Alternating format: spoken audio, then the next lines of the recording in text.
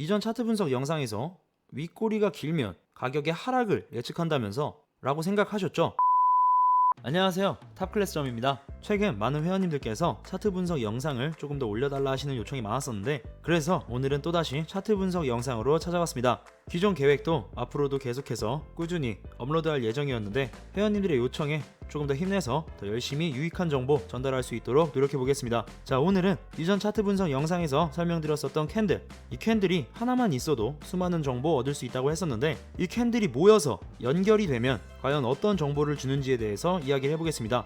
이렇게 연결되어 있는 캔들, 통상 연결봉이라고 하는데요, 캔들이 모여서 형성된 연결봉은 지금까지 우리가 수없이 이야기해봤던 변곡과 추세를 알려주는 또 하나의 보조지표라고 생각하시면 되겠습니다. 연결봉의 종류는 상승 반전형, 하락 반전형, 추세 지속형으로 분류해볼 수 있는데요, 물론 캔들 하나보다는 더 높은 신뢰도를 가지고 있겠지만 분명히 그 한계가 존재하기 때문에 차트에서 이러한 연결봉을 보실 땐 추세를 알 수 있는 추세 지표나 현재 추세의 상대적인 강도를 알 수 있는 모멘텀 지표와 같은 다른 보조 지표들과 함께 보시는 것이 좋습니다. 봉이 연결되는 순간 그 연결봉에서 생기는 데이터를 기반으로 다른 보조 지표들도 더 많은 정보들을 제공하기 때문이죠. 자, 그럼 첫 번째 상승 반전형 연결봉부터 보겠습니다. 상승 반전형 연결봉 같은 경우에는 하락하던 흐름 중에 이러한 형태의 연결봉들이 나오면 상승으로의 반전할 확률이 있다고 보시고 매수 포지션을 진입 준비하시거나, 연결봉만의 정보만 가지고는 확실하지 않으니 잠시 관망하시면서 이어지는 캔들을 지켜보시면 되겠습니다. 결국 매도 포지션만 잡지 않으면 된다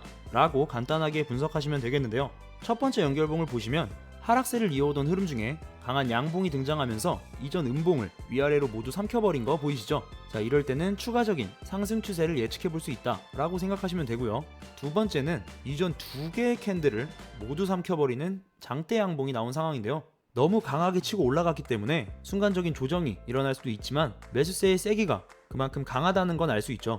이때 이 양봉이 이동평균선의 7일선, 즉 일주일 동안의 가격의 평균을 뚫고 상승한다면 조금 더 신뢰성 있는 상승 추세를 예고합니다.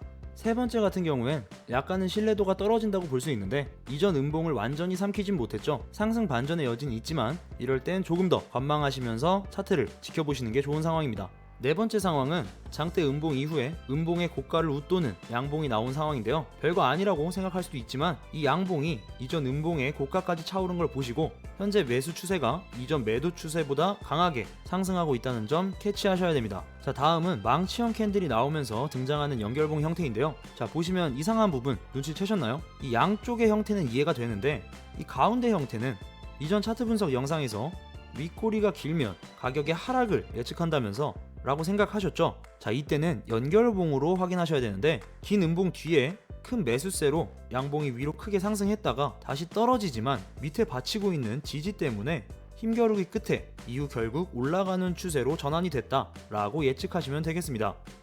자, 다음은 하락 반전형입니다. 상승 반전형의 반대로 이해하시면 되겠는데요, 상승 추세 중에 이런 형태의 연결봉들이 나타나면 하락으로의 반전을 예측하시면 되겠습니다. 이때도 마찬가지로 매도 포지션을 진입 준비하시거나 관망하시면서 매수 포지션은 피해주시면 되겠습니다. 첫 번째 형태 같은 경우에 매수세를 쭉 이어가다가 큰 매도세의 저항을 받아서 이전 양봉을 삼키는 장대 음봉이 나온 상황인데, 두 번째 형태도 마찬가지죠. 상승 반전형과 마찬가지로 이 장대 음봉이 이동평균선의 7일선을 하락 돌파한다면 조금 더 신뢰도가 높은 하락 추세로의 반전을 예측해 볼 수 있습니다. 자, 세 번째 같은 경우 장대 양봉 이후에 매도 세력이 이전의 강한 매수세를 넘는 강한 힘으로 저항을 만들어서 가격에 조정이 찾아왔다 라고 생각하시면 되겠습니다. 네 번째 형태의 경우 매수세를 꺾고 내려오긴 했지만 아직은 일시적인 조정인지 확실한 하락 반전인지 애매한 상황이기 때문에 잠시 관망하는 게 좋습니다. 자, 다음은 망치형 캔들이 포함된 하락 반전형의 연결봉들인데요, 자, 또 의아해 하실 부분들이 있는 것 같으니까 짚고 넘어가겠습니다. 첫 번째 음봉 망치형을 보시면